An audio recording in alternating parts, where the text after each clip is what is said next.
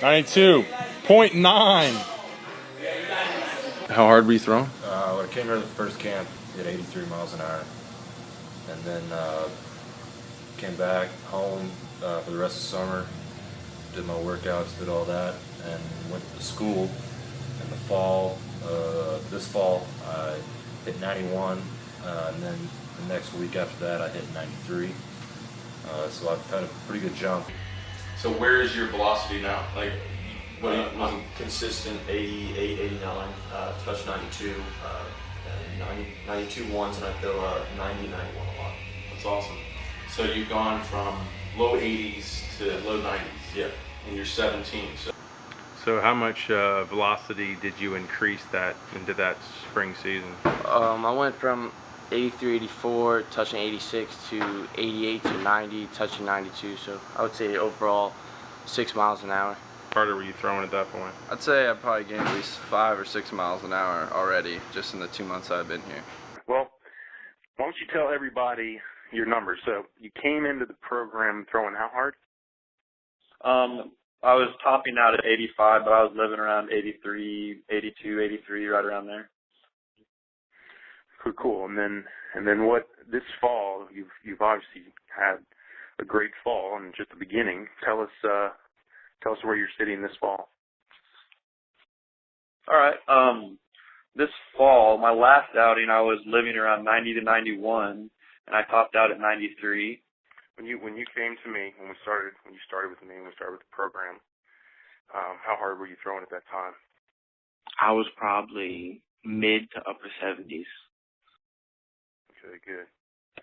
And you really didn't even know what position you were going to be at. You were just really kind of a utility guy at the time. You knew you wanted to pitch, right? But I had no idea pitching was going to be my thing. I was always known that I could hit the ball and had a decent arm, but I wasn't like dead set on pitching. I was just trying to get my arm stronger. Right, and that was I think the exciting part, because once we started to see the velocity, then you really got excited about wanting to pitch. So after we went to the program, I guess when you went to all those showcases and all those good things started happening, how hard were you throwing in those showcases? About 86 to 88.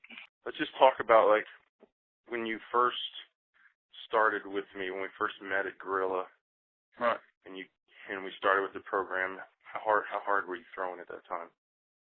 I would say probably throwing maybe 72, 73, but I wasn't throwing hard at all. Okay, and tell everybody what your high school career, baseball career, was like. Well, actually, I never did play high school ball, so I didn't really have much of a high school career, but I tried out and I didn't make it. And, I went out again my sophomore year and I still didn't make it. So after that, I just put it on the back burner until I could find somebody who could help me, Cool. And then, so, as far as, after that experience, after being cut and not given a chance to even play high school baseball, what made you want to keep going? Why didn't you just want to hang it up? Well, because, I've always been the type of guy who has always, wanted to, keep on playing and not just hang them up like the kids do. And, my all-time dream goal is to play minor league ball and hopefully, play pros. But so that's pretty much my main goal why I didn't hang it up. Well, good. And I think that's why you stuck through with my program, is because Right. even though that you didn't get that opportunity, most guys, I'll tell you, most guys would have quit. When I tell guys about you that come into the program and I tell them that, you were a guy that didn't even play in high school and now you're playing in college, it gives them a lot of hope. They all perk up and they're like, wow, you can actually do that. Right. Most guys don't understand that, this is a game. If you don't quit, you can always find a place to play. You can always create an opportunity. Exactly. I think I mean, what allowed you to finally get back into baseball was, you know, when we started getting your velocity up. So after training with the program, what would you say as far as how hard you were throwing? I was throwing around 85. Before you came into that summer, or how about this, before you came into the 3X programs, how hard were you throwing? Okay, before I even found out about 3X was my senior year. I was throwing, you know, low 80s, topping out at maybe 83, 84, and I had sat there for a couple years. This summer, I had a workout with a college before I came to train with you, and I was 83 to 84, topping out at 85. So. Okay.